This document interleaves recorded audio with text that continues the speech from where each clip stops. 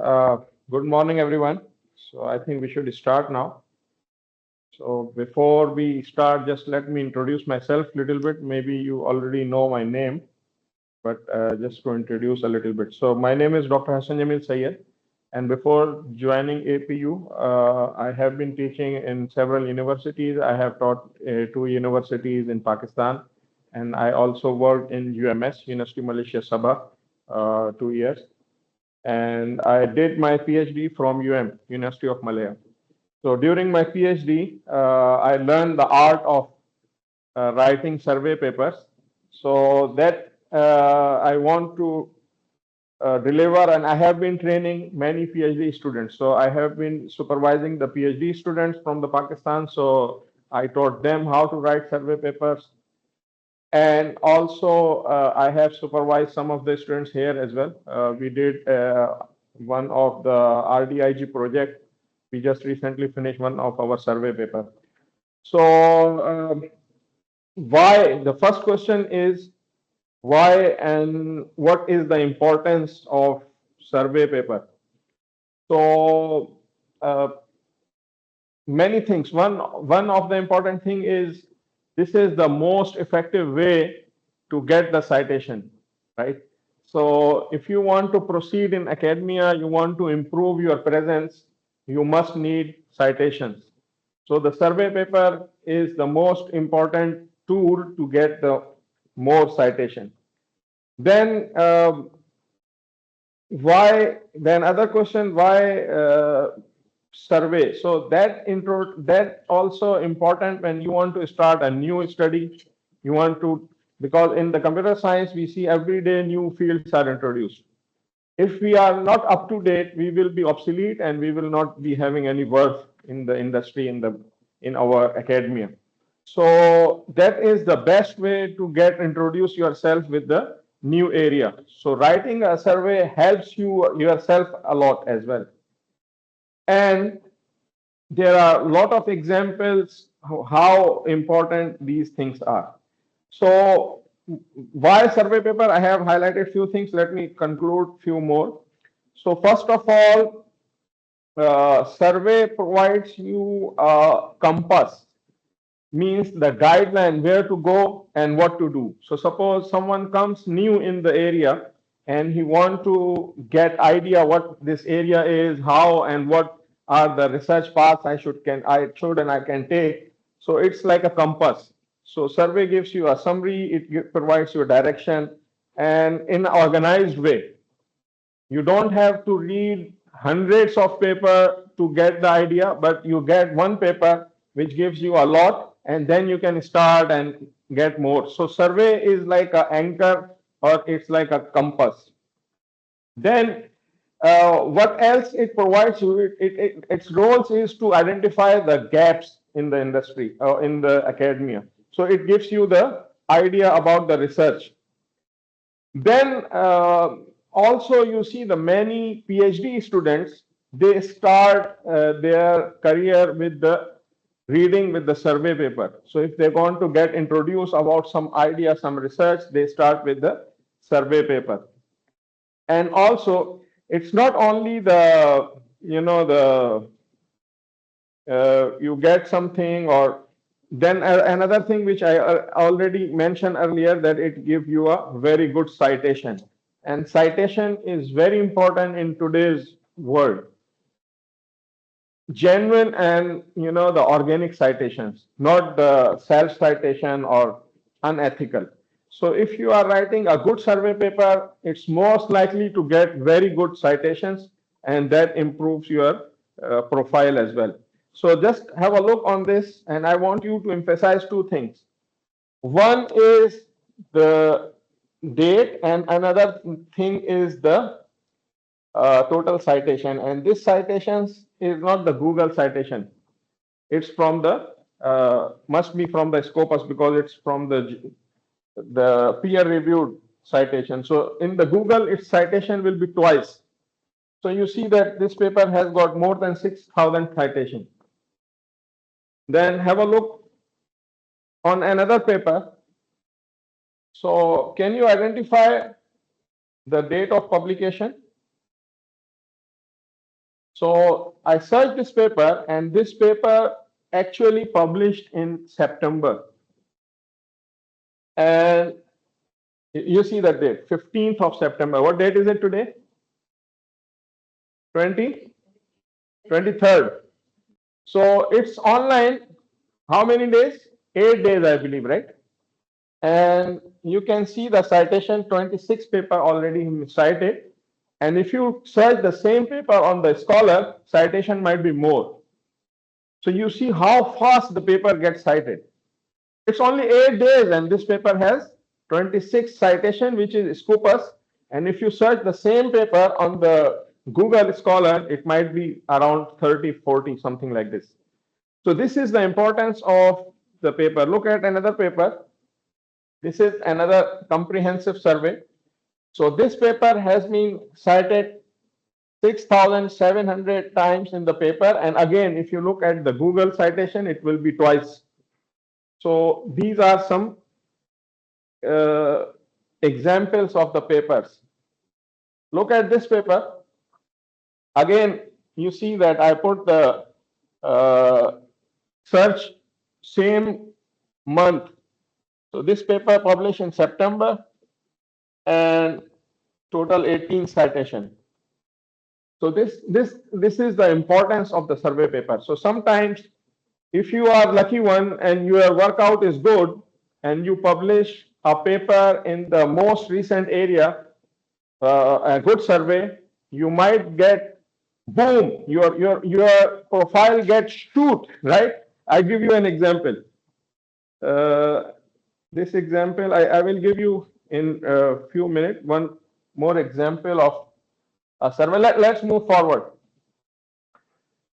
So why survey paper matters? It is important. It gives you summaries. The students or the new researcher, they have opportunity to learn. You get the citation. Then, or for the future research, it is also important. And by the time, if it is a good paper, it does not fade out. It keeps getting citation. I can give you some example. Now move to the misconception. Some people might tell you that survey is just like a, the summary, or it's not a research work. So you have to clarify this misconception as well. So first of all, it's not only a summary. So what exactly survey paper or the paper provide you? So first of all, as I mentioned earlier, that a lot of new comers, they have this misconception, so we need to clarify. So it's not only summary, it's basically a true survey must have synthesized knowledge. So it's basically synthesize the other works.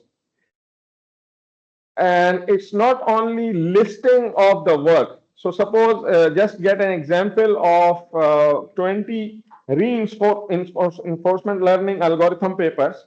So it's not actually they list it, but actually they explain how they relate to each other, what gap exists, which direction the field is heading. So that's how they provide the survey. Then look an analogy. So the literature summary is like a grocery list. A survey paper is a full, well-planned recipe, right? So it's not like you just have it and no, it's a full recipe. Recipe means it provides you the detailed analysis, it provides you taxonomy, it provides you classification, many things survey provides, right? Another misconception is that writing a survey is just an easy thing. It's not actually. Basically, you need to have a right and the exact recipe for this as well. Then you can write a paper. So, for example, you need to understand how to classify, how to provide a taxonomy, and how to write the analysis, how to do a comparative. So all these things we will discuss in the future slide. Then another misconception that it's easier than original research. It's actually not. Let me explain how. In the simple research work, you take a hypothesis, a problem, and then you try to find some methodologies to solve this problem, and then you do some experiment and present your research, right? And writing that paper is just simple, straight once you have done the research. But in the survey paper, you do a deep research on each of the work. So suppose you go through the sometime 100 papers and then you classify them, you provide a taxonomy for these papers, and then you write your own analysis, right? So it's not, I'm not giving this thing to make you feel fear. It's not fearful thing. Everything requires time and effort, right? So same survey paper. It is easy if you have right recipe and you work in the right direction. So today we will get this recipe hopefully within time. So what is a survey paper? So we just discussed few definitions. So basically the survey paper, just look this example from the paper of 2007. So methodological and reproducible way of identifying, evaluating, and interpreting all available research paper relevant to particular question, topic, area, or phenomenon of interest. So this specific definition more suits for the systematic literature review. We will discuss what is systematic literature review later on.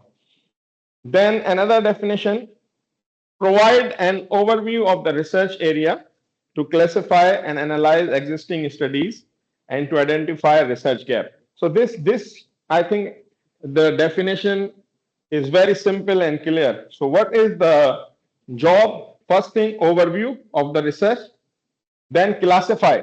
You know the taxonomy and categorize and identify the research gap. So this is the task. So look at this definition. This definition itself a research. Don't think that writing a survey it's not a research. It is a research because reading hundreds of paper, identifying a gap, and providing in a systematic way. You write a taxonomy, classify the literature, and you provide your own finding that these are the state of the art areas and these are the research gaps. Okay. And there are some guideline papers. I will provide these slides to you so you can search these and go through these papers. So these papers provide you how to write systematic literature review, how to write survey papers, many different areas. They have some example here. So I can, don't worry about this. I will provide these slides. Okay, now we come to the types. So one more thing I want to clarify here, that my slides or my way of presenting is not the only classification. So suppose this classification, I just made my own assumption and my own understanding. Maybe you find some more detailed classifications of surveys, but this is the most easiest and understandable. So first one is the narrative survey. So the narrative surveys are most traditional and most flexible type. So this type of survey is narrative survey presents a broad descriptive overview of the field, and it's often less formal in the methodology. It exactly don't take any specific methodology that we will discuss in the second part, just like a systematic literature review. So they don't follow strict rules for what are the questions and the search query, how we find out how many papers we found, how we select them.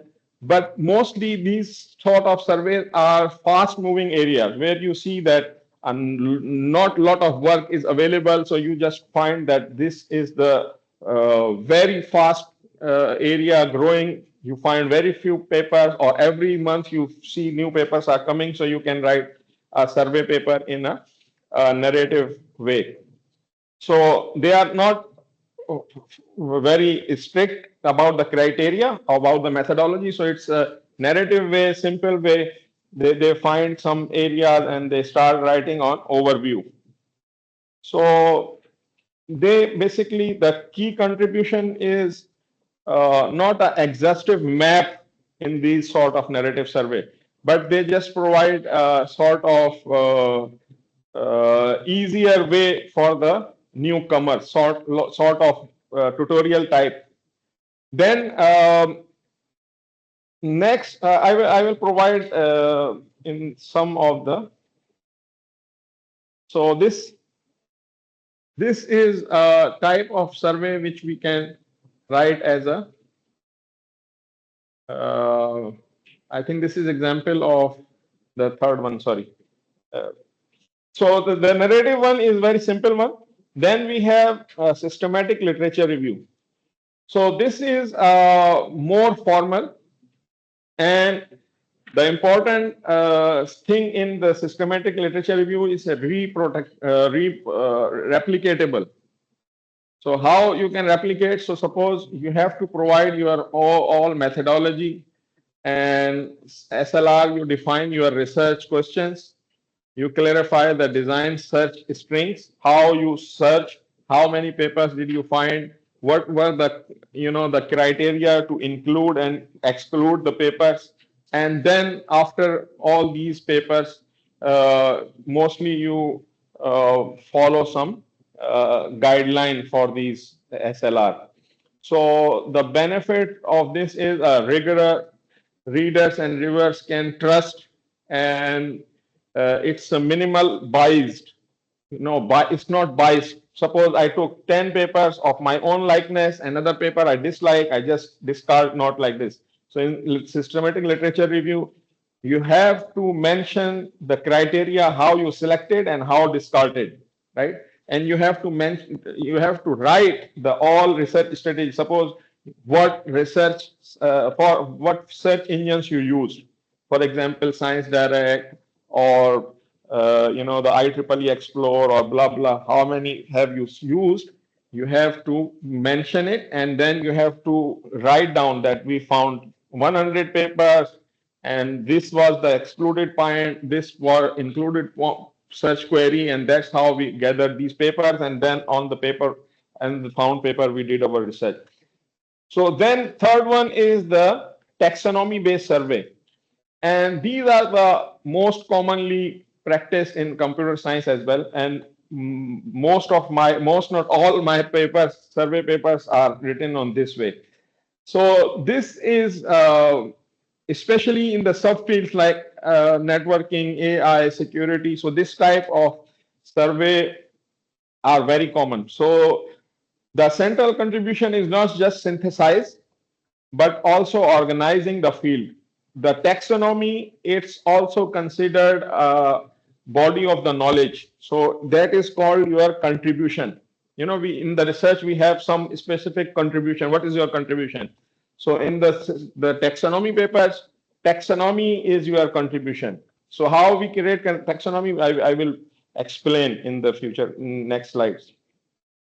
So for example, you classify that blockchain protocols, proof of work, proof of stake, hybrid methods. So taxonomy helps reader to quickly orient themselves, also reveal the gaps in the literature.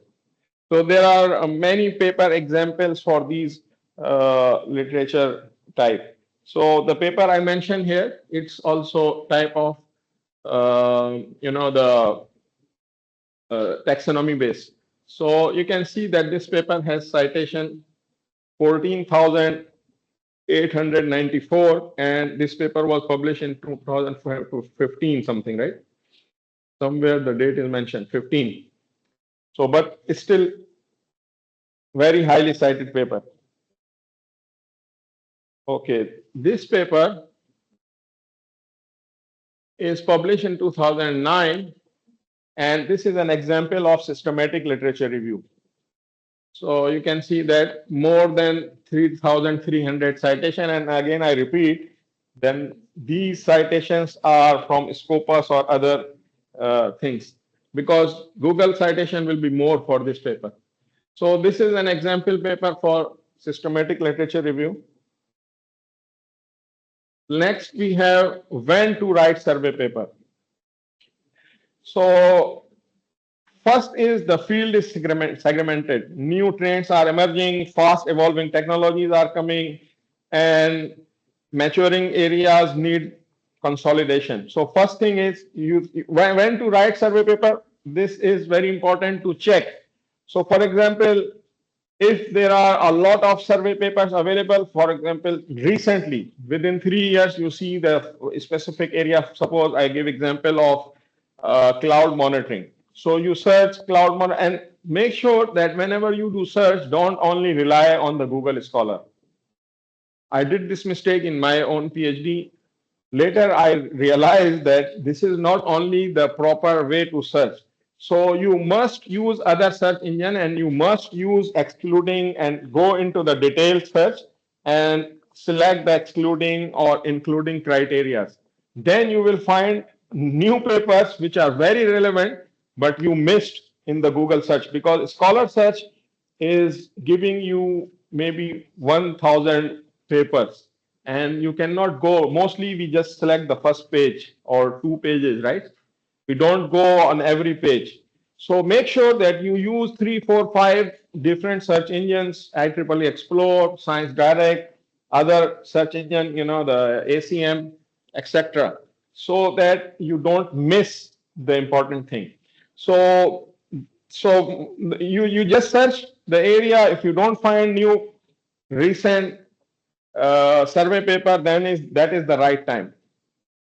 And then another right time is to when you see that there are some new research trends are emerging. I will give you one example. One of my lab mate, when I was doing PhD, one of my lab mate, actually 2, 3 of them combined with some of the collaborators, they write a survey paper.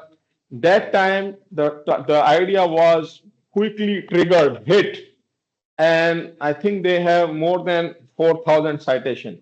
So that is you follow the trends. You try to search the trends, and nowadays, if we rightly use the AI tools, it is very easy to find the trends, right?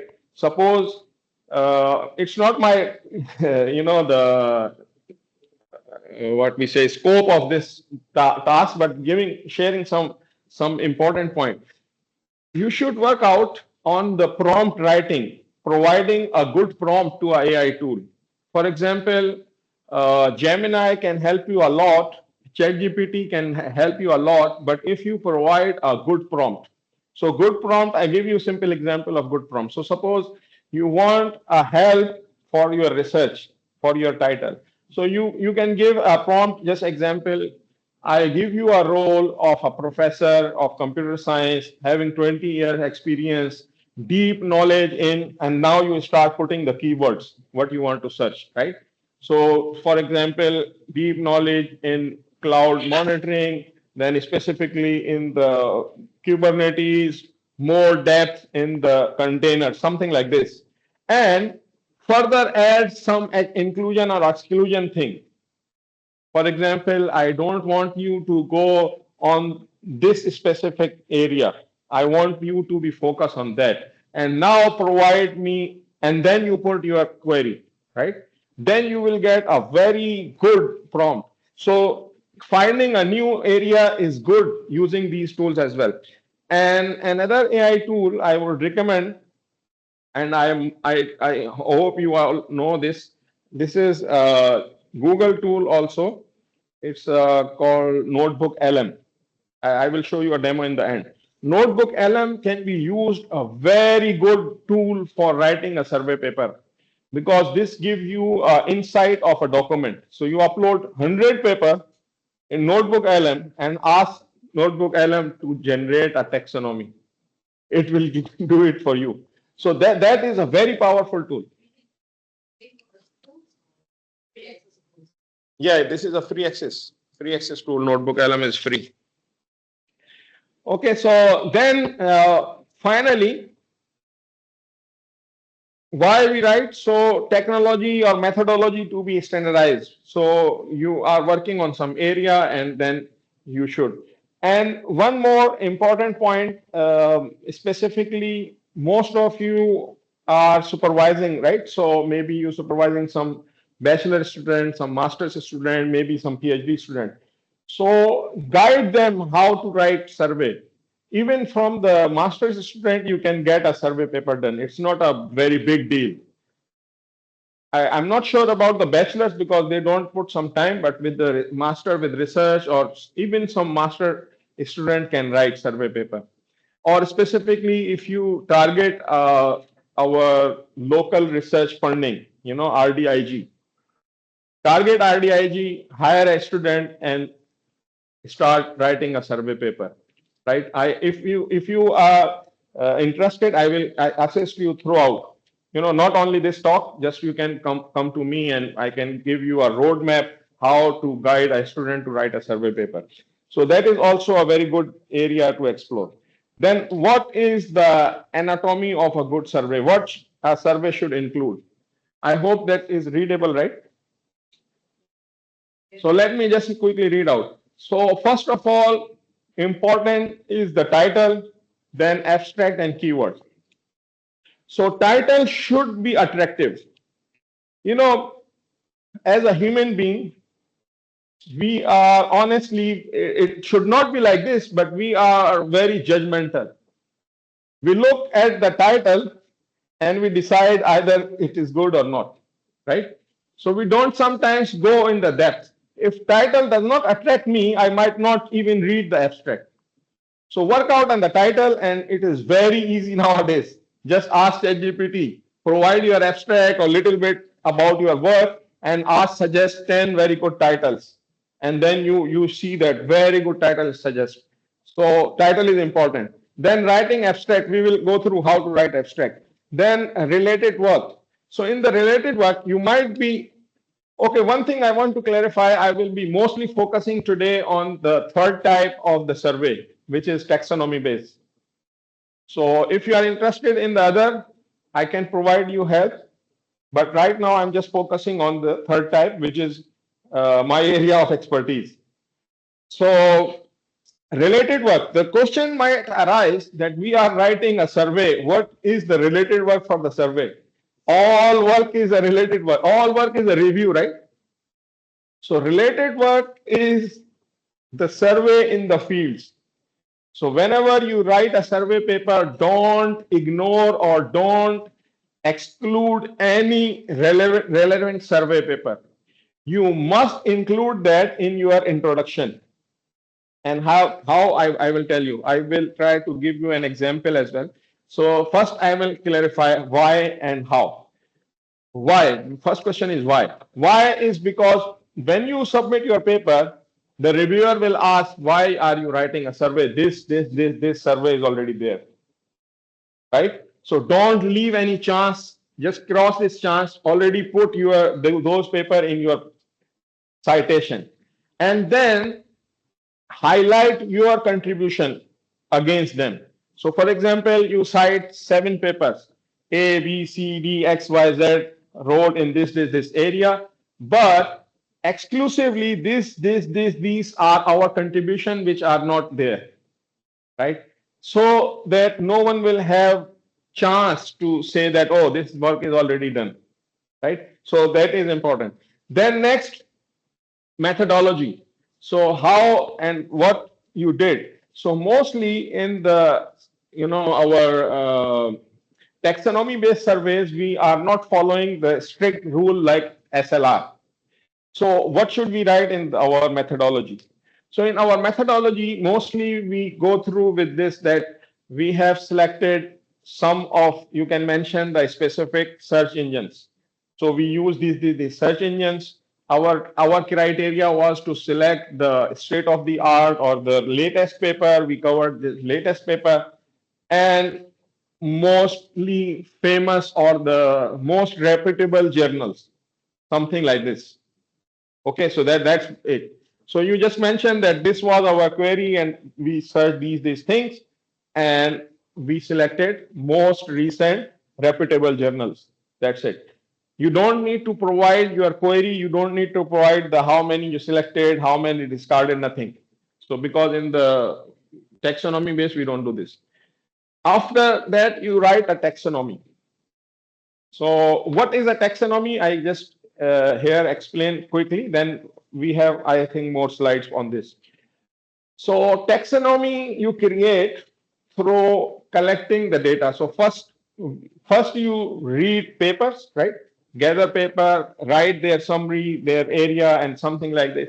So after collecting a lot of papers, now you have knowledge. Now you do a brainstorming. Now you are the person with the most of the knowledge of this area. So you sit down and write down how you classify these papers. So classification will be from the literature again. So I just give you an example. For example, if you are writing a paper on, I just give my own example. I wrote a paper on cloud computing, cloud monitoring. So in cloud monitoring, I choose criteria like why people do the monitoring. Then I categorize three types of people. One is the cloud service provider. Another one is the, the some company or some user or something like this. I don't remember exactly. Then there are some more criteria like what sort of monitoring they do. Monitoring also done using for billing purpose. So many categories you can define, and then you have to select the papers. What papers come in what category? So that's how you create the taxonomy. And make sure that that taxonomy is your own. You just don't copy paste from some other journal papers, right? So, and make sure that you have different taxonomy from existing survey papers. And it's very easy when you work out because every human being has different mindset. Your perception is different. So you just go with your perception. Make sure that you have to be confident when you are writing the taxonomy. Don't inspire by other people. Just try to come with your own understanding that this is my understanding, that is my taxonomy. Okay. But make sure you go through all other surveys. It should not be same. We will discuss a little bit on the taxonomy in more. Then state of the art review. This section presents the other works. So suppose you go through in the survey, you have reviewed 100 papers, but you selected 12, 20, 15, something like this papers for deep analysis. So those survey papers will be covered in, those technical papers in covered in this state of the art. And in this state of the art, you just you can give your own title or you can put the reference of the paper and then write a summary about this paper. Make sure in the summary be a little bit critical. Little bit critical means don't try to use very harsh word. Don't try to deny someone work, but be a little bit critic. And little bit critic, how it can be? Suppose you already have your taxonomy. Now you are writing this. Keep this thing in mind. So you already have taxonomy, you have already some criteria that what are the people have done. So when you are writing the state of the art, you can just touch few things. For example, this this work emphasizes on billing, but that was not their scope to focus the, for example, the metrics of CPU or RAM or blah blah, right? Suppose I'm just giving example of the monitoring. So the state of art section, I will try to show you my paper as well so that you can get idea about this. Then another important point is comparative analysis. So after writing the review, now this comparative analysis should be on the base of your taxonomy. So you take one criteria of your taxonomy and you compare the papers you have selected. So you say that A, B, C, D did this work and they can be classified in this. In contrast, X, Y, Z did this. So that is how you write a comparative analysis. Comparative analysis is also your contribution. It's very important to write comparative analysis with the very vigilant and don't write anything which is not there, right? Don't just write, words without any proper research. So, for example, you are writing something about my paper and it's not in my paper. So that will be not, the good thing. So be very specific. Again, in the research overall, this is a rule, a generalized rule that don't be so aggressive in the words. Just use your words as a very thoughtful way. Don't try to negate anyone. Even you are a very big critic of this work. You say that this work is nothing in your own perception. But the wording should be polite and wording should be in the academic manner. And don't do denial. You just bring your own argument. First, present that person perception that he did this, but according to this reference, that reference, this is wrong, this is incorrect, that is incorrect in this way. You write, okay? But don't be so harsh. Never be so harsh. Then this is another contribution: challenges and future work. Again, you might think that I haven't did any research. How should I provide this? Remind you all that this is a research. Doing survey is a research. So once you do research, you have to be very thoughtful that what are the important areas everyone is discussing and still need some more work. So then you select those in this section. So you can highlight 4 or 5 challenges and you can refer to the specific paper. Because again, it's not your thoughts. You are collecting others' thought and just organizing them. So some specific trends which you think it's still very hot, not sufficiently worked. So you just highlight there that this work people have worked them. These paper discuss this, but they require more work. Okay. So future work challenges you can take from the those work, and even future work you can highlight from those works. Mostly the researcher, they in the end they provide that in the future we will cover this. So you can just make a judgment, okay, this is a future work or not. So if it is, then you can include. So make sure you have 4 or 5 future works as well. And then in the conclusion, you write about your own work, what and how you conclude this. Okay. I, I'm I'm taking too much time. I don't know. Yes. The previous slide, you just consider the difference between related work and then the state of the art in people. Okay. I repeat again that related work is about your related paper. So what you are writing, what paper you are writing? Our talk is today for what paper? Survey, right? So related work is all other survey in the same field. Okay, I emphasize this that you must not exclude any survey in that area. Must cite them and only in the introduction. Don't talk about them much, right? One important point about the literature review I give you that you only show the positive sides, right? People should find out the negative side themselves.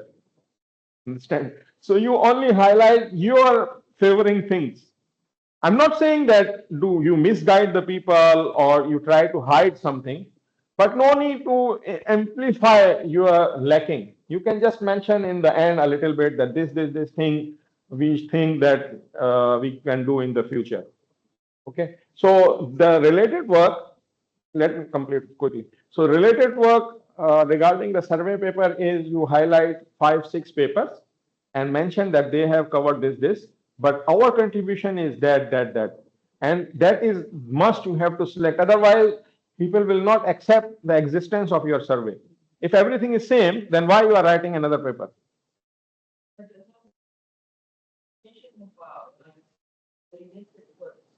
Does that mean we have to decide any work event or we have to select a few other related work?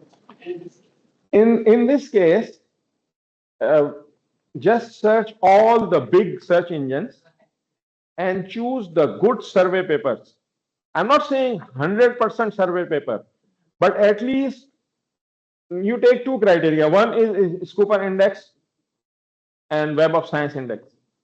Because other one we don't bother. And even this criteria you should keep strictly with your survey as well. Don't take any journal paper which is not Scopus Index. Even in the Scopus Index, I would go for the more good, the ranking. I would prefer the Q1 only. But if you don't find many, then you can go for Q2 or Q3, but don't go for not index paper, right? And similarly for the survey, because this is, I will give you example from my own paper. This is what we are doing. We are actually making existence of our work. We are highlighting that why we are writing a survey. So people will say, okay, A, B, C, D, X, Y, Z has written a survey, why you are writing. So that we are making our argument that they have done this work, our work is superior or our work is different from them in this way. That's why we have exist, we have right to publish. That's it. Don't discuss these works other than the introduction. Only you discuss in introduction and that's it. Finish, chapter finish. Now this is pure technical work, no survey paper. The state of art is technical works, all, no survey paper. Okay, keep in mind that what you are doing survey of the technical papers, not the survey papers. So no survey paper should be cited or included in the state of the art. Clear the reference? But in the means like all Actually, you should not put title as a related work. Just discuss it in the introduction. I will show a paper and I will try to explain what we discussed. So now, quickly go through how and what we should take for the title. I have already, the mention that title should be specific, searchable, include domain keywords. Title should have the keywords, otherwise it's not a good title. So it's a searchable when suppose I am working in the field of cybersecurity and I am writing a paper. So my paper should have something which come in search when people search cybersecurity, right? So and the domain specific and keywords also be there. Then abstract. Okay, in the abstract you state your motivation, scope, contribution, and the structure. So first of all, motivation, why and what is the importance of this work. Then the scope, who are the people you are targeting, who should read this paper. Then you mention the contribution, what have you done. So for example, for the state of the art, we mentioned that taxonomy is our contribution, right? Taxonomy is our contribution. Comparative analysis is our contribution. Future work is our contribution. So slightly discuss what you have done. And then keywords. So keywords should align with the indexing system of the journals. For example, IEEE or ACM. Don't use uncommon jargon words. For the keywords, you have to work out. You want your paper to be prominent. It should come in the first in the search when people search. If it is not coming in the search, it's useless. So keywords are very important. So make sure you find the good keyword. Okay, so then now we are coming to some writing or how to write. So for the introduction, first of all, you hook the reader. Hook the reader means you should know who are the people you are targeting, right? So you should write the important thing in the introduction so that the people will read, they will continue. Otherwise, they will just discard. Thousands of paper, hundreds of thousands of paper are published every day or maybe every year, right? And if you start reading and you're not interested, you will not bother. You will just delete. So same happened to your paper as well. So hook the reader. So important thing is relevance with the reader. So suppose if she is reading my paper, I should target why it is important for her. Then why the topic matters. So highlight your topics. And then you define that what you have done. So suppose because our paper is a survey paper, so what is the problem? What is the research problem we are solving? Our research problem is in this area, a lot of research has been done, not a comprehensive survey is available for the people to do go through one paper and get a lot of knowledge, right? So that's how we identify our problem and the solution. Then our contribution, I already mentioned that in the introduction, you should have at least one paragraph mentioning the contribution. So I told you what is the contribution in the survey. You classify taxonomy, right? You have they did a comparative analysis. I will go through on some further things. You should provide some, the tables so that the people can get the uh, short things. I will show some tables as well.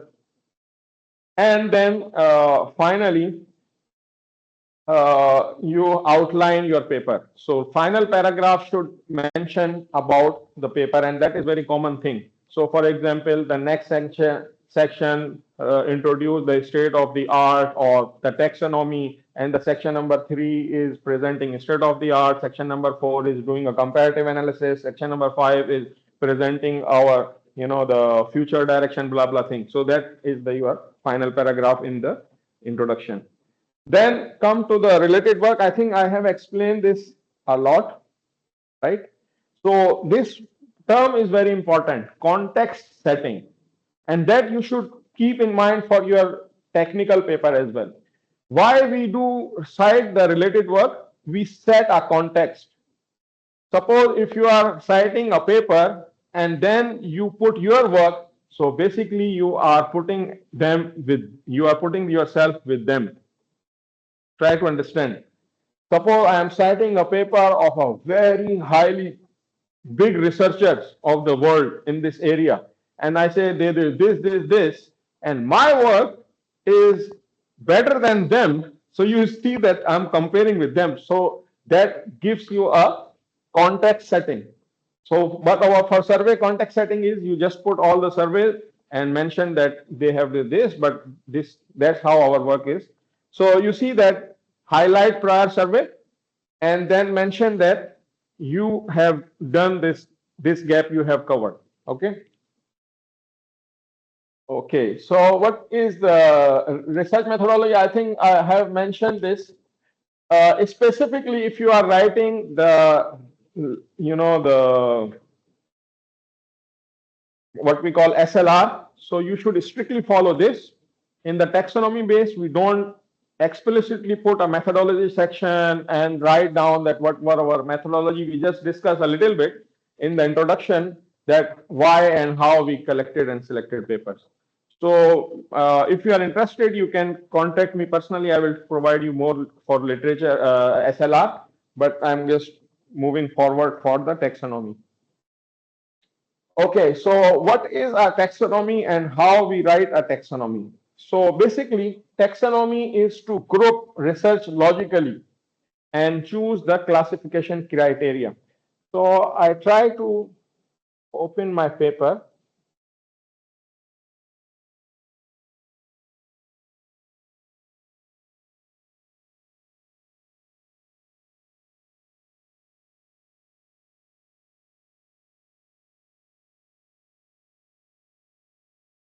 Actually, I'm not showing my paper to say that this is the most good paper in the area, but I'm just showing it because it's easy for me to explain.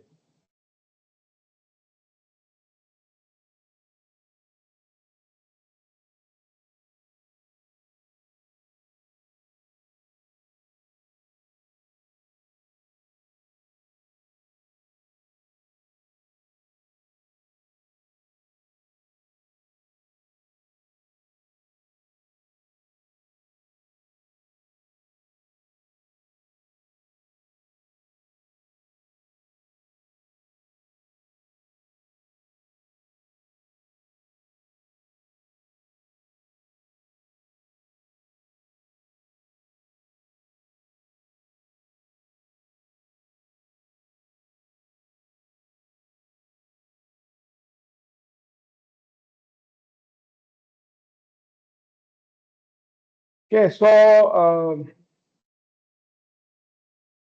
first thing is how to write a taxonomy, right? So for writing a taxonomy, I will try to share one my own technique which I learned from my professor and my mentor. Uh, so that is to collect data first. You know, you decided to do work on specific area for the research, so you gather at least 100 papers or whatever available. Sometimes you only available 20 or 30 papers, the area is very new. But if it is having a lot of papers, so you download them, and then you start doing some review and writing excel sheet, fill them excel sheet for each paper. Once you have done this, a lot of papers you've gone through, and nowadays you can use the AI tools. I would suggest you can use the notebook LM, and I will show you demo later on. That so once you have all the data, then you start writing taxonomy. And again, for the taxonomy, you can get help from the AI tools. You can put your Excel sheet, which you collected all in the chat GPT, and ask how to categorize. Or maybe you upload all the papers you are working on with the notebook LM and ask to categorize. And then you decide, because you already have this knowledge in depth, then you decide which one I keep, which one not, discard some, keep, create your own taxonomy. It's very easy nowadays. And it's not wrong because you have collected data first, and you know, and now you are taking help from the, I'm not saying without reading, just rely on the AI tools. Do your own workout first. So, one more important thing is the way we write the taxonomy, we present that this is our contribution. So our contribution, you will write this taxonomy in the way as a tutorial. As a tutorial means you just explain basic terminologies. So for example, I hope you guys can read this, right? So for example, here, monitoring perspective and two types, cloud perspective, cloud user and cloud provider. So here you see that all this diagram is a taxonomy diagram. And the way I wrote the taxonomy is a tutorial style. So first I mentioned the classes. So you see that listed here, and then start writing uh, first first point here. So for example, monitoring perspective. So you see here, it's just a basic definition of the perspective. What is a perspective? No citation of paper, no technical details, or nothing about how people do it or what it is. So just try to understand that first section, monitoring taxonomy, is a tutorial style, basic definitions. Okay. So no need to cite any other paper in this section. This is pure your contribution. Now your question may be how I should have all this knowledge. So you reading a lot of paper and you are just coming up with your own definition. Don't copy paste. If you copy paste, then this is the problem. So read different papers and you come up with this on. So you see this whole section has no citation. So this is my own work, and this diagram is my own work. You have to do the rigorous workout and create this diagram. Then you write all this in the tutorial way, this complete section, no citation, all the state of the art. Sorry, what we call the uh, taxonomy. So again, this taxonomy is basic definitions of my criteria on the basis of what I classify the literature. Here, I will not discuss any of the related work or any of the paper. Here, I'm just explaining what it is. Clear or not? Yes. So you see, there is no discussion of any of the paper. It's just mentioning. So suppose some people use it for effective use resources.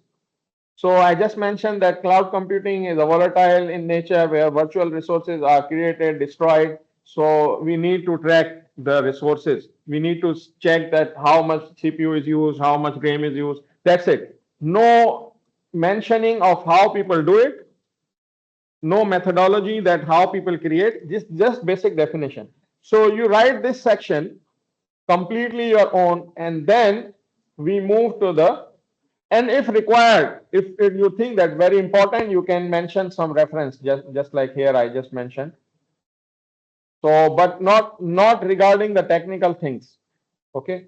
Then our next section is review. Okay. In this review, you write this state of the art monitoring. So first part of this section is review and second part is comparative analysis. So what is review? Review is this state of the art. Okay, I hope you guys are getting it or not. Or shall we take a break? Break? We just continue and finish, okay? So this is the, the state of the art. And in the state of the art, whatever papers you have selected, so suppose you have selected 20 papers. So you write a summary of each paper, but not only summary, a little bit critical review on your own style. So for example, this is one of the papers, so I name it. It's not the, sometimes you don't find the title. So if you could set the titles by your own, you set, otherwise you can just put the citation, the citation of the paper and then start writing. So this section is just mentioning all the papers. And if you like a very good work and you think that diagram is very important, you should mention, you can take some diagram as well. But make sure you mention the citation in the reference. Some journals, they require the consent of the author if you are using their own thing in your paper. Even you are citing, but so in that case, you should email them. If they say okay, then put, otherwise not.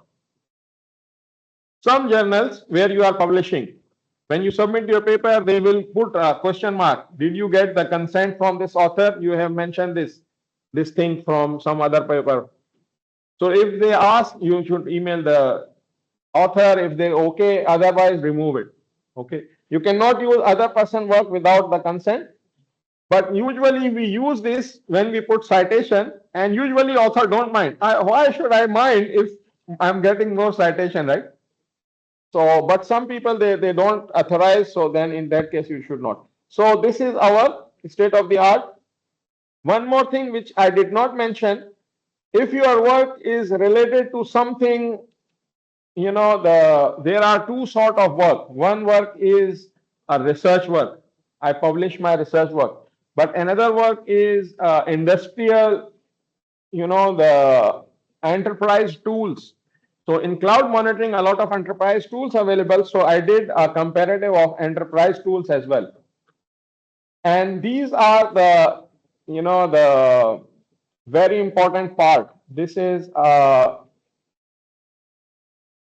to rotate this, not allowing. Okay, so look at this table. This table is again based on my taxonomy. So you try to look at like this. So you see these titles are my taxonomy titles all. And under these titles, I put all the papers I am referring. And then I put tick mark. They have covered this or not, or I put two more categories. One is not available, one is not applicable. So be specifically, go through thoroughly. The easiest way is nowadays, even you can ask Gemini, or you can ask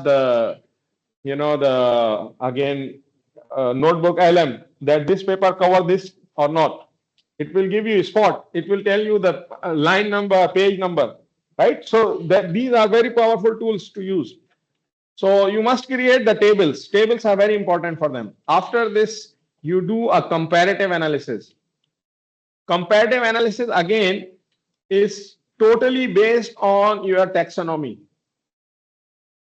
So here is the comparative analysis, right?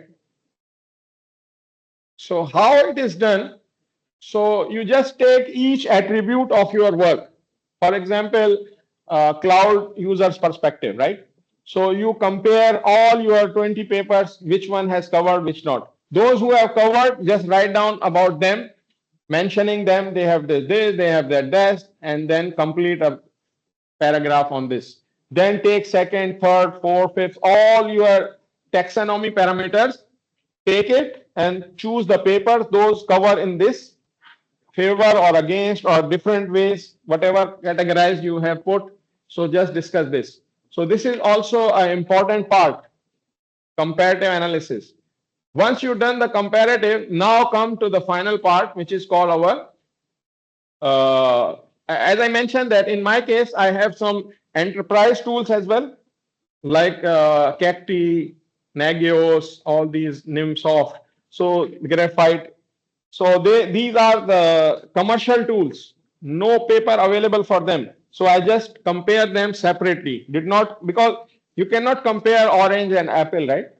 So you have to categorize different ways. You cannot compare enterprise tools with the research tools. Enterprise tools are already established. They are running in the market, and you know that they are generating revenue. So comparison of the this with the research work mostly not possible because they don't provide their insights, their the theoretical things, nothing.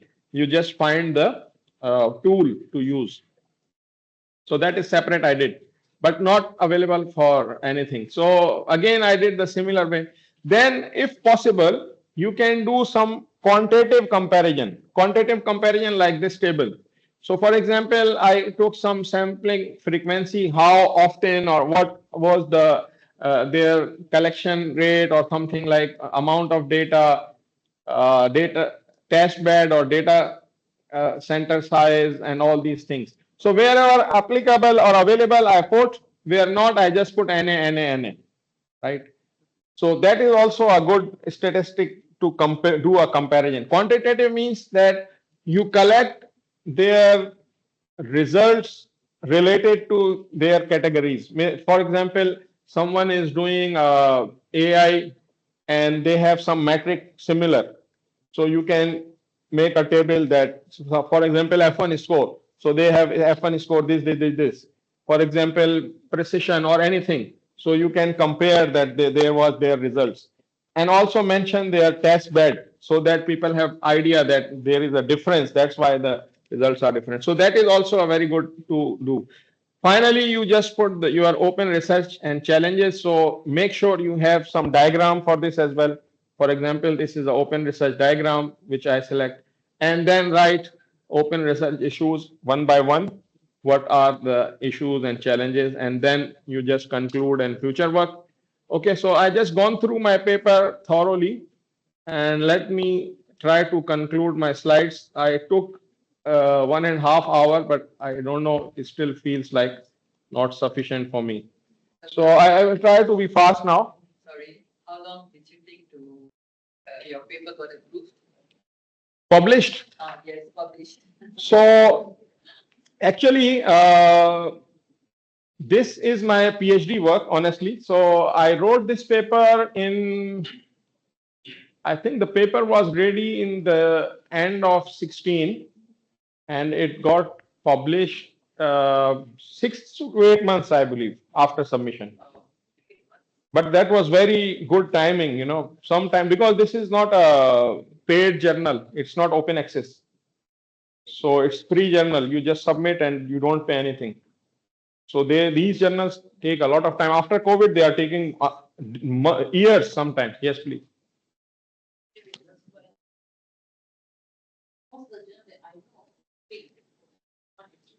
It's very easy. First, you come up with some work. Then I will give you a lot of list. Just maybe give me a title and abstract that this work you want to submit. I will give you a list. Okay. Because list is hundreds of paper. When you can go and search related to your work on the Google Scholar and find out what paper is paid, what is not. Related work, just go to the related papers on the Google Scholar and see the journal. So you will find a lot of journals are, the free, not open access. I don't know whether it's a bad experience or good, but it's a very good experience to think. I had one paper. It's supposed to be done by going but Mhm. it took my a lot of time to follow their correct. I think too many corrections. Like once I submit like 3, 4 times, then they get this. I could how. Let's say the first correction was they are proposing an introduction. Uh-huh. But once I done the introduction, I submit, then they say there's an issue in conclusion. So is it normal? Uh, it is not normal, but it happens. The biggest problem in the research is all the researchers, they are volunteers. No one get paid. I review a lot of papers. I don't get a single penny, right? So what happens? Sometimes they keep changing the reviewer, or sometimes you satisfy one reviewer. That time he did not find the point. Next time he was free and he was reading a lot, and then he point out a lot. And this problem happens with these, the free journals mostly, because uh, you are not getting any benefit. The reviewer is not getting any benefit. So sometimes they took years and reject. So it's very bad, but it is happening. So I cannot say that I can give you one journal which does not do this, because no exception. Suppose I submit in IEEE Access, which is a paid journal, right? Which is open access. I got rejection straight. Very good paper, got rejected straight. Not even went for the review. So I cannot say that the experience is same every time. So, but we have to survive with this. So the best way is you try to look at the journal. There are some metrics mentioned that how long they take. So most of the journal, they start publishing that how long from submission to acceptance. So some of the journals taking 2, 3 months, so it's a reasonable time, right? Some are taking year, so you should not submit if you think that you are in rush. But I cannot give you any criteria. Some of my paper which I believe are very, very good, they keep rejecting them. Different journals. I even don't understand what is the reason sometimes. But sometimes there are some obvious reasons to the reject. I will try to cover quickly. So I think that taxonomy I have covered and in detail. So we move forward. So then state of the art, I mentioned that how to write. Make sure important point. Summarize each category, and then use some table, bullets, some visuals. Uh, Keep some language analytical, not descriptive. Analytical means you should put your own wording. Don't try to portray like a very beautiful work, or don't try to degrade.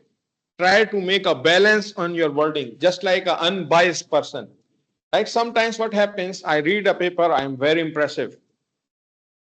And then I start writing in a way like I am impressed with the author. So this should not be done in the survey. You have to try to make yourself in the third party. Don't be biased when you are writing. Okay, not degrading, not praising. Comparative analysis, what it is, I have already mentioned that according to your, the what we call the your taxonomy, you just do a comparative, take one parameter, write these are in this category, those are in that category, something like this. Make sure again, this is very important part of your writing, because this is your contribution. No one has done the comparative. You are doing comparative analysis. If you can do the quantitative metrics, that is very good, but must do some table of comparative, as I mentioned. So you put your taxonomy on the top, you put the tables on your left, and then tick NA, not applicable, not available, or tick. that will help you a lot when you are writing comparative. So create the table first and then start writing comparative. So you have everything done. Workout is already done. Which paper comes in which category? So then you just quickly start writing the comparative. Let me show you the table again. If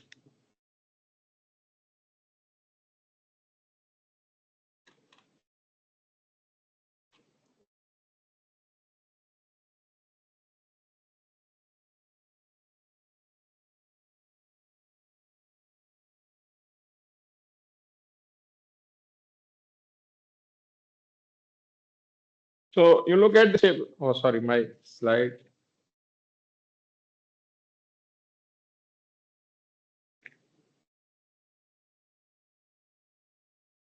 So you look at the table. So suppose you are writing a comparative analysis regarding the cloud provider perspective. So whatever paper are not applicable, you should not look at them. Those who are tick, then start collecting data about them and put them in. So one category should be in perspective of cloud user, another will be in. So you can write comparative, right?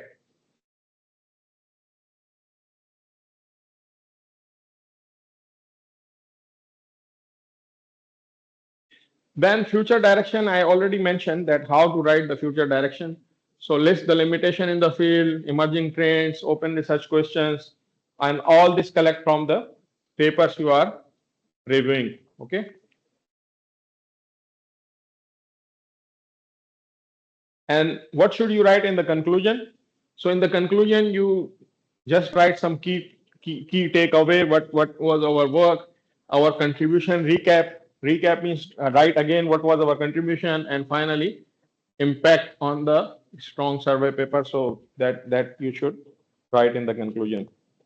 Quickly, I'm going to cover some strategy, and I hope you will just bother another 15 minutes. So first of all, what should be the strategy? How to write? Okay, so how much you should go in the depth or how much in the breadth? What should you have the visual communication, consistency in term, avoid pitfalls? Okay, so don't write one paragraph, one page, another one, 4 lines, right? So try to make a little bit balance. Don't go in too much depth or don't write just shallow 2 lines, right? So make something balanced. Then visual communication, most important thing. One of the most important reason of rejection is people don't have tables, diagrams, some other statistics, blah, blah things. The editor look and just discard. Don't even read. So just be careful that these are the recipe. They should be there. At least few tables, few diagrams, few graphics, even in the survey, right? You might be thinking, how can I generate? So all this I mentioned how to generate. Some statistics, some different ways you can. And nowadays, brainstorming is very easy. Just put all your work in ChatGPT and ask what sort of tables I can generate, what sort of diagrams I can have, what sort of compare, giving you a lot of ideas, and then just do it, right? Okay, so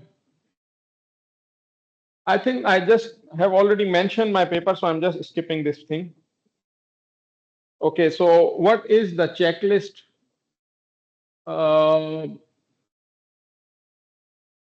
I think a lot of things I mentioned, just go through quickly. First of all, in the introduction, don't miss relevant, similar survey, must mention and must highlight your presence. Then for the systematic literature review, taxonomy, sorry, methodology is must. You must mention that what was the criteria, how you selected, what was the question, research questions, how many papers you find, how many you discarded, how many you put for the SLR. For our survey, you can just mention we took this research engines and we just, our criteria was the best, good reputation journal, something like this.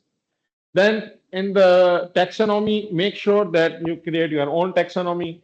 Taxonomy should have covered all the relevant fields. taxonomy should not have repetition or contradiction, right? You are just repeating your own things in different categories, it will make bad. And as I mentioned that you can use AI tools to get ideas about taxonomy. Uh, Papers should be recent. That is I missed, I think. Whatever survey paper you are writing, try to put 3 years papers, just 3 years, and choose the best journal papers. Don't go for the conference. If it is very important, then choose some conference. You should know the difference. Conferences are just an initial work. So I have found some new work, I publish in conference, and if it is a solid work, I must go for journal paper. So I will complete this work and publish in the journal paper. So mostly conference papers are not in depth and not complete work. So don't choose conference, and the reliability of conference you don't know, right? If you are going to cite a very prestigious conferences, then it's okay. For example, my mind is just okay. If it comes to my mind, I will tell you. But it's a very prestigious conference. Okay, so then clarity. Your words should be written in clear words. Uh, the flow should be there, right? Okay, so what resources you use? It is specifically, the systematic literature review. You should follow the Prisma, and because I just mentioned that I'm not going in detail for this SLR, so I'm just skipping this as well.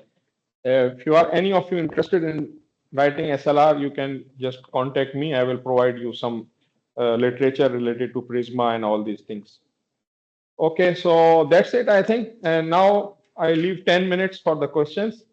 If you have any, otherwise we can just finish. You mentioned about 3 years, but not 5 years. You mentioned 3 years. 3 years. Is it the best 3 years? Because already 5 years, right? Actually, if you are referring in your technical work, it's up to 5 years, okay. But if you are writing a survey, so that is easy and good for you to make a. It's not a criteria, it's just my suggestion. Why? I tell you why. Suppose you are writing a survey and there was a survey published in 2022. Now we are in 23, right? If someone want to put a question, you can already discard that the papers we have selected all after 2022. So these survey papers already discarded. No one can argue. Try to understand this point. It's very important to make existence of your work. So if you are choosing the recent papers, then your survey is state of the art and new. So that is my suggestion. No criteria. Even some of the papers you might have to cite very old. For example, you are working on the work which refers to some of the base theory which presented by the Newton. So you should not cite a paper of 2023. You should cite the Newton himself, right? So these are some exclusion. You cannot have choice. But mostly the paper you select for comparison, you should have 3 years, maybe maximum 5 you can go if you don't find much. But keep in mind that survey paper is recent work. Recent work. Then the journals will accept. If it is late, no one will accept. If it is 5-year-old papers, no one will have interest. People will say, oh, a lot of new things published. Okay? Yes. Previously,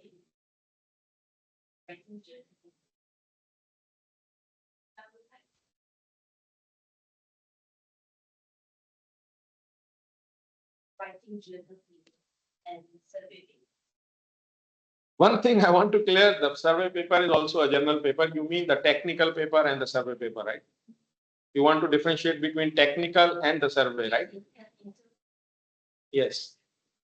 So you know about technical paper, right? Already you have published. So suppose you take a hypothesis, you say that this is a research problem, then you find out some methodology that how you are going to solve. then you do some implementation and you provide your theory and you do experiments and prove with the results that this work is done, right? That is how we write our technical work. Now, hundreds of people writing technical papers and they are focusing a relevant area. For example, just, okay, let's take from the audience, from you guys. Just try to give me example of research you are working. Just some keywords of research or area. Data governance. Is it mostly on the framework type, the theoretical concepts, or any implementation or any experimental setup also? No. No. Okay, it's a model. So suppose in data governance, 100 people presented their work, their models. Now she comes a newcomer in this area. Now she wants to know what are the categories, what different works are there. So instead of reading 100, she can have one paper which covers all these 100 papers. So that is called the survey paper or review paper. And that paper start to, just I mentioned that we go in tutorial way. Tutorial way means in the taxonomy, we highlight that this class, the data governance can be categorized in these 10 categories. And then further these 3, 2, 1, 3 categories. And then the all 100 papers we set in different categories and write a comparative. This paper has done this area, this paper has done that area, that is a survey. Survey papers are basically like giving our own insight, ideas based on 100 papers.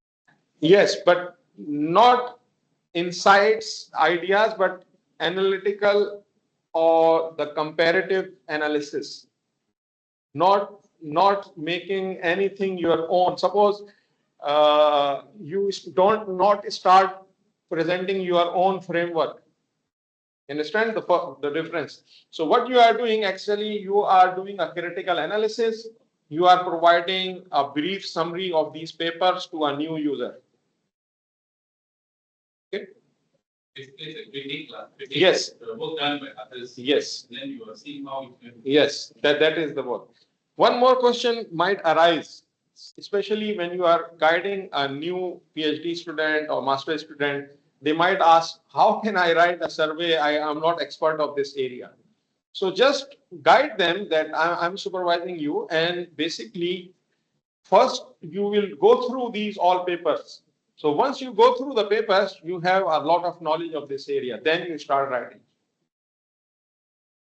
Okay. How about review paper? Same thing. The review paper, survey paper, same thing. Different is the categorize. The main major categories are these 3 types which I mentioned. These 3 types. So one is narrative. Narrative means it's just straight. You are just making a tutorial style and you are telling that this, but not doing any taxonomy, not doing any sort of big comparative. Then systematic literature review. Systematic literature review and the taxonomy based has difference of the methodology. So they must mention their research questions, strategy, how many paper found, how many excluded, how many included, and then about their papers and comparative and all these things. The third taxonomy based is most relatively like a narrative, but it do a big taxonomy and comparative. So that makes your paper more attractive for others. They can have idea that where literature fits these different works. And the future direction is important. The newcomers, they might find the area that, okay, I can work on this. For PhD that you write, normally people use SLR. No, it depends on the, mostly it depends on your supervisor. So suppose if you are working with me, I will never go with SLR. I have reasons, and people might have argument on this. So my opinion, in the area of computer science, we have a lot of paper publishing every day. So if I just put the SLR, I cannot exclude something which I think this is not good category or not. So honestly, you might say that I am being a judgmental or I am being a bias, but honestly, I have my own perception about some works, and I think this is just they did not do the work. After reading them, after having reading them, I make a judgment that this should not be included. This is not. But in the SLR, I cannot exclude, right? And again, there is a lot of paper published every day, I would say, and some of them are just rubbish, you know. So I just bind myself because of the search criteria, and exclusion sometimes become difficult. Or sometimes you want to include something good, but because of this exclusion is not come. So you just restricted with this SLR. The boundary is not within the development. Actually, you are strictly bound with the criteria you select. You cannot go out. You just remember the word replicate. So whatever you write in your SLR, if I do the same, I should have come with the same answers, same number of papers, same similar papers from the. So suppose I am searching on IEEE Explore. I put the similar question you put. So same number of paper I should get, or little bit variance because of the time. So suppose you publish this month, your work might be 5 months old, so I might say 10% difference. Not much, right? But here you have, so SLR writing is one way easy, that you have a straight folder and everything you are doing. This way is difficult because you have to find out the papers, good papers your own way. So you should have criteria that should be a good paper, should have good work. So you try to find 20, 30 good papers, and other 100 of paper just simple citation. One more thing I just want to show you. Sorry, you asked questions, so I'm just going in one more detail. So you look at the number of papers I have cited. Actually, it's not mentioned, but it's more than 80 papers, as I remember. So it's more than 80 papers, but the comparative I did, it's only 12, I believe.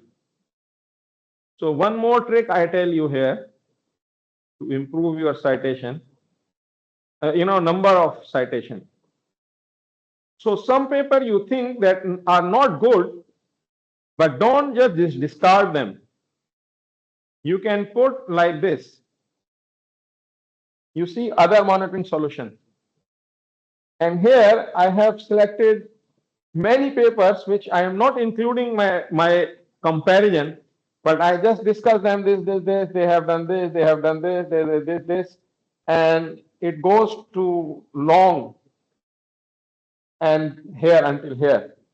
And within one paragraph, I think at least 20 paper I cited, and then I mentioned that these papers, this, but we are not including this, some reason I can write. Maybe old, maybe something old. So, but I have increased my number of citations because when you submit the survey paper, they need at least 80 to 100 citation. But you cannot compare 100 papers. It's become very difficult. So that is the way. Introduction, you can cite a lot of paper. In other work, you can cite. But you see that the paper I have selected, only these. So I think 12. 17, 18 papers I selected. Okay.